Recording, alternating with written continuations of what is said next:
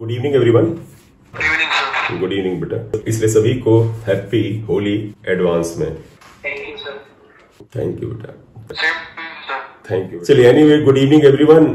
कल तक हमने पिछले लेक्चर में इलेक्ट्रोमैग्नेटिक इंडक्शन का फैराडेज लॉज ऑफ ईएमआई पढ़ा था और उसके बाद एंड में हमने लेंज लॉ तक पढ़ा। एक पॉइंट इमीडिएटली याद आया, उसे नोट कर लेना बेटा। जो इलेक्ट्रोमैग्नेटिक इंडक्शन का जो फिनोमिना है और जो लेंज लॉ है, ये दोनों law of conservation of energy पर बेस्ड है। तो ये आप एक नोट में लिख लीजिएगा, फिनोमिना ऑफ ईएमआई। ईएमआई का फुल फॉर्म सबको पता है, electromagnetic induction, and Lenz law are based on law of conservation of energy।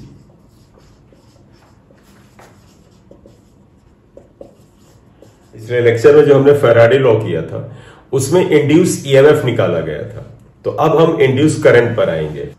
Induced current, जब किसी कॉइल से या किसी सर्किट से जाने वाला मैग्नेटिक फ्लक्स चेंज होता था तो उसमें एक ईएमएफ इंड्यूस होता था, और अगर ईएमएफ इंड्यूस हुआ है तो वो जो सर्किट है उसके पूरे रेजिस्टेंस से ईएमएफ में डिवाइड करें तो करंट आ जाएगा। Induce current will be equal to induce EMF upon resistance.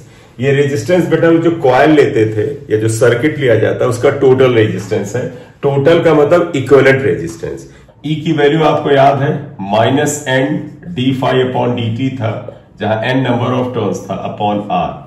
तो इंड्यूस्ड करंट जो हो जाएगा minus N by R d phi upon d t होगा। बेहतर होगा बेटा कि आप ध्यान रखें कि ये इंड्यूस ईएमएफ और इक्विवेलेंट रेजिस्टेंस के डिवाइड करने से आता है, और इंड्यूस ईएमएफ थोड़ा पॉपुलर वैल्यू है, उसे आप हमेशा याद रखेंगे। तो ये फार्मूला आप ध्यान रख सकते हैं, ये इंड्यूस करंट आए। अब यहां पर एक टर्म और आ जाएगा बेटा, इंड्यूस्ड चार्ज।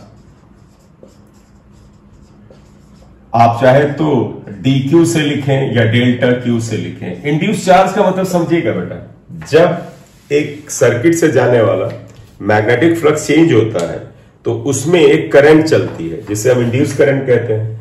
तो बेटा करंट तो फ्लो ऑफ चार्ज से चलती है ना, तो यानी कि जब उस कॉइल के अंदर, सर्किट के अंदर इंड्यूस करंट चल रही होगी तो इसका मतलब अंदर कुछ इलेक्ट्रॉन्स या चार्ज चल रहा होगा, वो हमें पता करना इंड्यूस चार्ज क्या होगा। आप फॉर्मूला ये बताइए बेटा, आपको पता है इंड्यूस करंट इक्वल टू होता है dq अपॉन dt, या करंट इक्वल टू होता है dq अपॉन dt। देखो बताइएगा बेटा, चार्ज इक्वल टू क्या हो जाएगा, i dt। i की वैल्यू रख दीजिए, ये आया था देखो ये। तो आप देखो बेटा, माइनस साइन यहां होना इसलिए जरूरी था क्योंकि इंड्यूस ईएमएफ की डायरेक्शन फ्लक्स में चेंज का अपोज करता है, और इंड्यूस करंट का डायरेक्शन भी फ्लक्स में चेंज का अपोज करता है। चार्ज में ऐसा कोई साइन नहीं लाना चाहते हैं, इसलिए माइनस साइन ये हटा देंगे। तो ये n बाई आर लिखें, d phi upon d t, और इसमें dt से मल्टीप्लाई करें बेटा, ऐसे लिख लीजिएगा, d phi upon d t. ये बेटा मैंने i की वैल्यू रखी है, और इसमें ये dt से मल्टीप्लाई कर दें, तो जब ये टाइम मल्टीप्लाई हो जाएगा तो n by R d phi आएगा। तो आप देखिए बेटे, इंड्यूस चार्ज जो आ गया, इंड्यूस चार्ज को अगर आप साइन डी क्यू दें तो n by R d phi आए। आप इक्वेशन x1 लिख लें, या आप इसको अगर डेल्टा क्यू से लिखें बेटा, डी क्यू को अगर आप डेल्टा से लिखना चाहते हैं तो डेल्टा क्यू अगर लिखेंगे तो n बाई आर तो बेटे ऐसे ही रहेगा, लेकिन डी फाई को आप डेल्टा फाई लिख देंगे। तो ये इंड्यूस चार्ज आया, करेक्ट। एक खास बात देखिएगा बेटा, इंड्यूस्ड करंट में टाइम यानी dt आता है, यानी ये rate of change of flux पे डिपेंड करता है, ठीक है ना। Rate of change of flux का मतलब होता है फ्लक्स कितनी तेजी से बदल रहा है। इंड्यूस ईएमएफ में भी बेटा टाइम आता था, लेकिन इंड्यूस चार्ज में टाइम नहीं आता है। देखो टाइम कैंसिल होगा। ये जरा ध्यान रखिएगा बेटा कि इंड्यूस्ड करंट और इंड्यूस ईएमएफ टाइम पर डिपेंड करता है, लेकिन इंड्यूस चार्ज जो है वो टाइम पर डिपेंड नहीं करता है। क्यों बेटा, एक सर्किट के अंदर इंड्यूस करंट को पैदा करने के लिए जितना चार्ज सर्कुलेट कर रहा था वो चार्ज फिक्स रहने वाला है, वो नहीं बदलेगा। समय के साथ करंट बदल सकती है, यानी करंट की वैल्यू कम ज्यादा हो सकती है, ईएमएफ बदल सकता है, लेकिन अमाउंट ऑफ चार्ज फिक्स रहेगा। तो यही बात ऊपर मैं लिख रहा हूं, induce charge does not depend upon time. हाँ बोलो, कोई कुछ पूछ रहा है? Yes sir. बोलो। मेरे को ये पूछना था, इसका नेगेटिव चार्ज फिर इसलिए ही हटाना क्योंकि इसका टाइम, ये टाइम के नहीं, इंडिपेंडेंट। मैथमेटिकली माइनस साइन का करंट में होना और ईएमएफ में होना बताता है कि इंड्यूस करंट या इंड्यूस ईएमएफ फ्लक्स में चेंज का अपोज करता है। चार्ज में ऐसा कुछ नहीं है। क्यों? क्योंकि चार्ज का मतलब क्या है, वो तो फ्लो करेगा। पॉजिटिव चार्ज है तो जिस डायरेक्शन में फ्लो करेगा उसमें करंट पैदा होगी, और अगर नेगेटिव है तो उसके अपोजिट करंट पैदा होगी। वो चार्ज जो है वो फ्लक्स का अपोज नहीं करता है, उसका ऐसे कोई लेना देना नहीं है। करेक्ट? क्योंकि चार्ज चलता है बेटा फोर्स से। अभी तुम्हें बेटा डेरिवेशन में दिखेगा कि चार्ज क्यों चल रहा है, उसके ऊपर एक मैग्नेटिक फोर्स लगने लगता है। Yes sir. ये इसका मेन पॉइंट आप जो लिख रहे हैं ध्यान रखना, इंड्यूस चार्ज डेल्टा क्यू या D Q is independent of time. ये ध्यान रखिएगा, दिमाग से उतर जाता है। Independent of time statement based question कई पार्ट हो सकता है, यानी ये टाइम पर डिपेंड नहीं करता है, ये ध्यान रखिए। चलिए, ये बहुत इंपॉर्टेंट है जो आप कर रहे हैं बेटा, ये पार्ट बहुत ज्यादा इंपॉर्टेंट है। शायद इस चैप्टर का सबसे इंपॉर्टेंट पार्ट होगा ये, और इससे रिलेटेड कई चीजें और यहां मिल जाएंगी। तो एक तो फ्लक्स वाला पार्ट था, इंपॉर्टेंट था, जो कल किया था। दूसरे इंड्यूस ईएमएफ पर आप पे जो सवाल होंगे, आप जब करेंगे तो न्यूमेरिकल आप में जो मिलेंगे, खासतौर पर ग्राफ वगैरह वाले, वो करिएगा। कुछ रीजनिंग के सवाल होंगे, बड़े अच्छे सवाल होंगे, तो वो सब इंपॉर्टेंट है। उसके बाद मोशनल ईएमएफ काफी इंपॉर्टेंट है।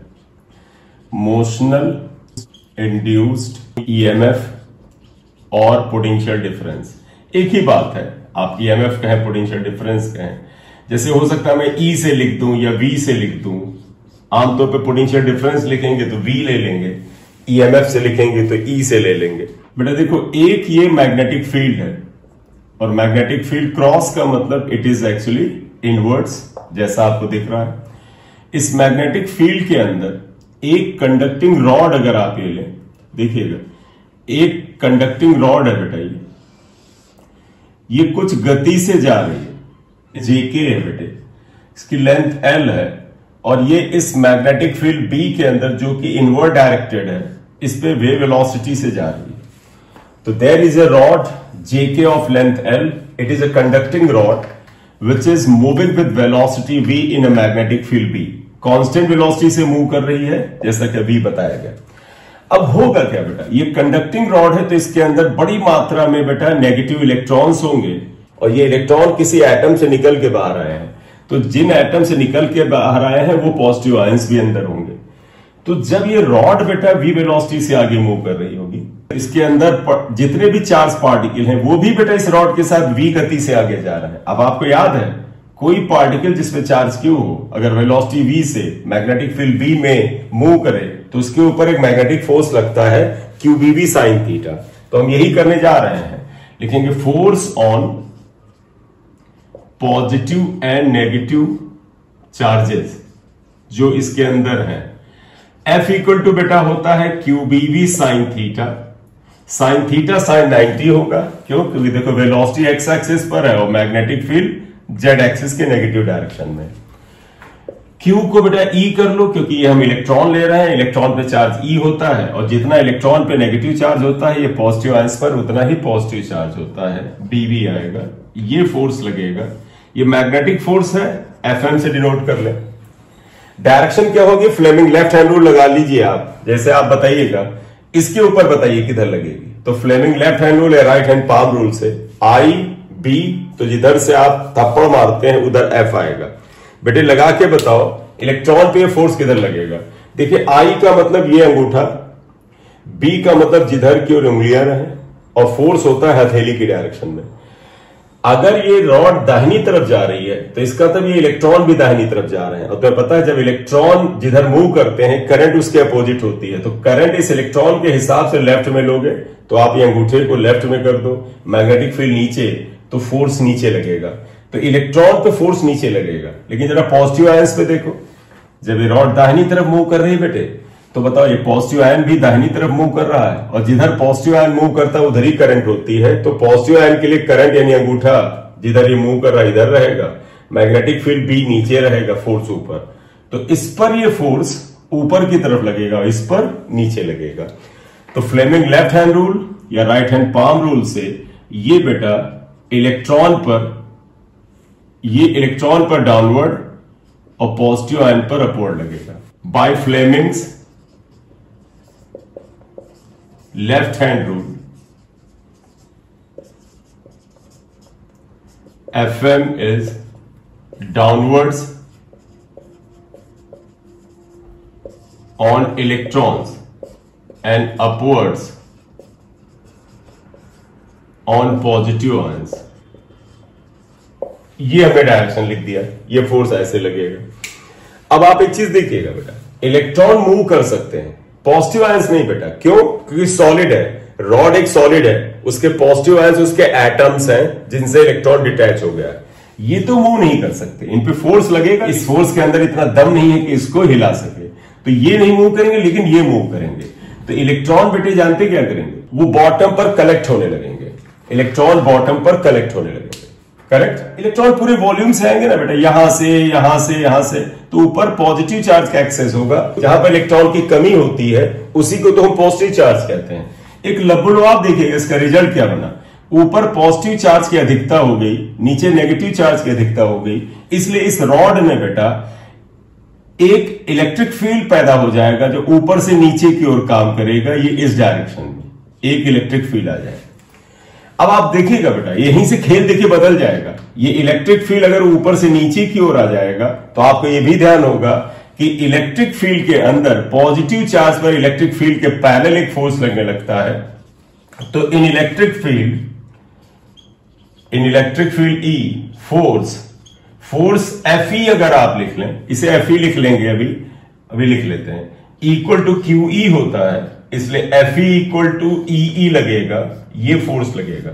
एवरीबडी नोज बेटा कि ये फोर्स जो Fe होता है पॉजिटिव चार्ज में इलेक्ट्रिक फील्ड के पैरेलल लगता है। इलेक्ट्रिक फील्ड डाउनवर्ड और मैग्नेटिक फील्ड अपवर्ड। तो इसको सॉरी, जरा इलेक्ट्रॉन को फिर से दिखा लेते हैं। इलेक्ट्रॉन पे मैग्नेटिक फोर्स डाउनवर्ड था, इलेक्ट्रॉन पर बेटा इलेक्ट्रिक फील्ड के अपोजिट लगता है, ये ऊपर की ओर लगेगा Fe के बराबर। तो आप देखें बेटा, चार्ज पार्टिकल पर यह फोर्स पॉजिटिव चार्ज पर इलेक्ट्रिक फील्ड के पैरेलल, नेगेटिव चार्ज पर इलेक्ट्रिक फील्ड के अपोजिट लगने लगता है। पॉजिटिव चार्ज की चिंता ना करो बेटा, क्योंकि पॉजिटिव चार्ज खुद चल नहीं सकता, और जब वो टस से मस नहीं हो सकता तो वो कोई हमारे लिए नुकसान या फायदा नहीं करेगा, इलेक्ट्रॉन कर देगा। देखो इलेक्ट्रॉन क्या होगा बेटा, इलेक्ट्रॉन Fm की वजह से नीचे आके कलेक्ट हो रहे थे, लेकिन इनके नीचे आने से ही इलेक्ट्रिक फील्ड इंड्यूस हुआ, इसकी वजह से इन पे एक और फोर्स Fe लगने लगा, ये Fm के अपोजिट लग रहा है। धीरे धीरे बेटा Fe इतना स्ट्रांग होता चला जाएगा। देखो बेटा Fe इक्वल टू EE होता है, इलेक्ट्रिक फील्ड धीरे धीरे स्ट्रांग होता जाएगा। क्यों होता जाएगा? क्योंकि नेगेटिव आयंस नीचे आएंगे, पॉजिटिव ऊपर आएंगे, इलेक्ट्रिक फील्ड स्ट्रांग होता जाएगा। जैसे जैसे इलेक्ट्रिक फील्ड स्ट्रांग होता जाएगा Fe स्ट्रांग होता जाएगा, और एक कंडीशन ऐसी आएगी कि ऊपर की तरफ लगने वाला फोर्स Fe और नीचे की तरफ लगने वाला फोर्स Fm दोनों बराबर हो जाएंगे। जैसे ये बराबर होंगे, इलेक्ट्रॉन जो नीचे की तरफ मूव कर रहे थे वो मूव करना बंद कर देंगे। लेकिन काम हो चुका है, अच्छी खासी मात्रा में पॉजिटिव चार्ज ऊपर और नेगेटिव इलेक्ट्रॉन नीचे इकट्ठा हो चुके हैं। रॉड के अपर एंड और लोअर एंड के बीच में एक इलेक्ट्रिक फील्ड, और इसलिए एक पोटेंशियल डिफरेंस पैदा हो चुका है। A condition is reached when Fe becomes equal to Fm। बस यही रख करके हमें यहां पर एक रिलेशन निकाल देना है, और फिर इसके एप्लीकेशंस बड़े इंपॉर्टेंट है। एप्लीकेशंस का मतलब है न्यूमेरिकल एंड रीजनिंग के एप्लीकेशंस है। Finally a condition is reached, finally a condition is reached when Fe equal to Fm, Fe Fm के बराबर हो जाता है। अब आप देखिएगा Fe कितने के बराबर है, Fe है QE यानी EE के बराबर, Fe EE के बराबर, Fm EBB के बराबर था, E से E कैंसिल कर दो, इसलिए बेटा E इक्वल टू बेटा BB आ जाएगा, जहां पर V वेलोसिटी है, B मैग्नेटिक फील्ड है। अब एक चीज और बताइएगा, इस रॉड की लंबाई L के बराबर है, और अगर इस एंड पर पॉजिटिव वोल्टेज और इस एंड पर नेगेटिव वोल्टेज है, उसका पोटेंशियल डिफरेंस अगर V ले लें, तो if V is potential difference across the rod, across the rod, तो तुम्हें पता है therefore E equal to V by L होता है। ये फार्मूला बेटा यूज किया मैंने, minus dV by dx equal to E, ये फार्मूला इस्तेमाल कर रहे हैं। माइनस को हटा के बात कर रहे हैं, देखो E की जगह E है, dV की जगह ये पोटेंशियल डिफरेंस, dx की जगह लेंथ है। तो देयरफॉर आप देखें बेटे, इसकी जगह V by L equal to BV आ जाएगा, इसलिए V इक्वल टू BVL आएगा। ये कैपिटल V लिखेगा, स्मॉल v, ये पोटेंशियल डिफरेंस है, ये स्पीड है, ठीक है। यही जो कैपिटल V आया है जिसका फार्मूला आपको मिला है BVL, इसे इंड्यूस्ड पोटेंशियल डिफरेंस या इंड्यूस EMF कहते हैं। It is called induced EMF और इंड्यूस्ड पोटेंशियल डिफरेंस, ये बोला जाता है, करेक्ट। तो it is called induce EMF और इंड्यूस पोटेंशियल डिफरेंस। अब आप इसे ध्यान रखिएगा,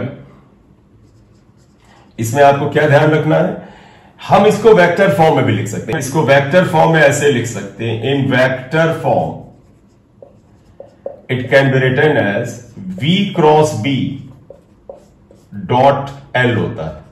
ये वेक्टर फॉर्म है इसका, इसे भी थोड़ा ध्यान रखें। देखिएगा बेटा, यहां पर इंड्यूस पोटेंशियल डिफरेंस का फार्मूला BVL आता है, यहां पर B magnetic field, V velocity, L is the length of the conductor. और अगर वेक्टर फॉर्म में लिखे तो इस तरह से आता है। If this formula is simply use like this, अगर आपने इसको सिंपली ऐसे यूज किया है, आप इसे क्रॉस प्रोडक्ट वगैरह नहीं ले रहे हैं, तो आप जरा यहां ध्यान रखिएगा, if theta is angle between, अब जानते हो बेटा थीटा किसके बीच एंगल हो सकता है?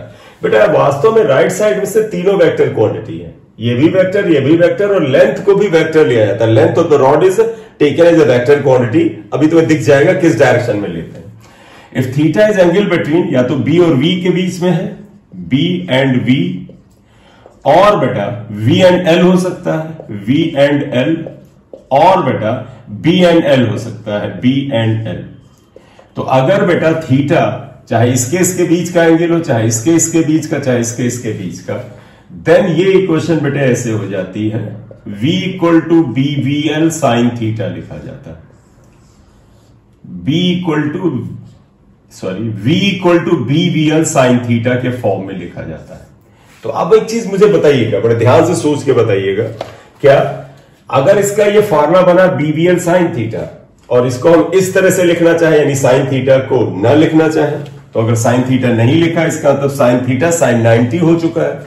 साइन 90 अगर ये हो चुका है, इसका मतलब 90 is the angle between B and V and L and B and L। कब? अगर फार्मूला हम ऐसे नहीं ऐसे रख रहे हैं। तो अब तुम बिल्कुल करेक्टली दिमाग में रख लो, अब कुछ और ध्यान रखो ना, रखो ये रख लो, क्या सर हम फार्मूला BVL ही यूज करेंगे, और इसमें राइट हैंड साइड की तीनों क्वांटिटी यानी मैग्नेटिक फील्ड, वेलोसिटी और लेंथ, तीनों आपस में 90 डिग्री पे होनी चाहिए, करेक्ट। तो while using this formula keep in your mind that B, V and L are perpendicular to one another, correct. In this equation, B, V and L are perpendicular to each other. अगर नहीं होंगे तो तुम्हें perpendicular वाला component लेकर चलना पड़ेगा, ठीक है। ईच अदर, एक दूसरे के परपेंडिकुलर होते हैं, करेक्ट। इतना लिख लो।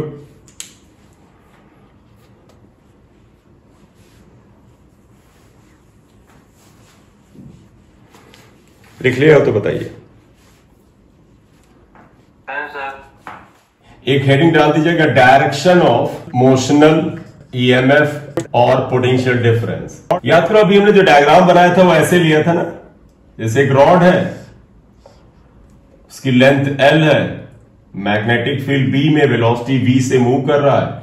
मैग्नेटिक फील्ड बेटा ऐसे था, डाउनवर्ड था। ध्यान से देख लो बेटा, इसमें तीनों क्वांटिटी 90 डिग्री पे है। वेलोसिटी x एक्सिस पर है, मैग्नेटिक फील्ड z एक्सिस की नेगेटिव डायरेक्शन में है, और लेंथ L बेटा देखो ये y एक्सिस पर है। देखो तीनों तुम्हें 90 डिग्री पे दिख गई।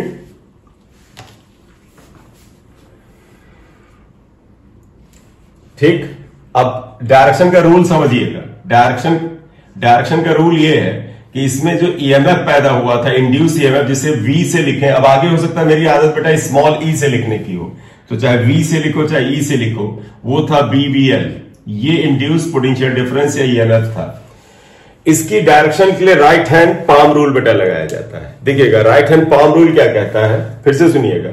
जिधर इसकी वेलोसिटी यानी जिधर ये मूव कर रहा है उधर दाहिने हाथ का अंगूठा करो, जिधर की ओर मैग्नेटिक फील्ड है उस साइड आप उंगलियों को डायरेक्ट करें। तो जिस तरफ हथेली होती है बेटा उधर इस पोटेंशियल का हायर वोल्टेज होता है यानी पॉजिटिव एंड होता है। देखिएगा this rod is moving in right direction, तो keeping right hand thumb in the direction of velocity, magnetic field is inward, fingers को उधर रखो। तो हमारा पाम जो है, हमारी हथेली ऊपर है, इसका मतलब इस केस में अगर पोटेंशियल डिफरेंस ये पैदा हुआ है तो पोटेंशियल डिफरेंस के केस में एक तरफ एंड हायर होता है एक तरफ लोअर होता है। तो ये एंड देखो हायर होगा, ये लोअर होगा। इवन जो पिछला डायग्राम मैंने मिटाया है, आप देखना चाहें जो डेरिवेशन में किया था उसमें भी देख लो, तो ऊपर वाले एंड पर पॉजिटिव चार्ज इकट्ठा हुआ था और नीचे पे नेगेटिव हुआ था। वही बात तो आ रही है यहां पर, बोले बेटा? ठीक है, तो अब हाँ, तो अब आप समझिएगा डायरेक्शन के राइट हैंड पावर रूल बताया, वो मैं हेडिंग में लिख दूंगा। अब आप इसका मतलब जानते हैं, ये रॉड अब एक छोटा मोटा सेल हो गया बेटा, ये रॉड अब एक सेल हो गई, एक ऐसा सेल जिसका ईएमएफ BVL के बराबर है।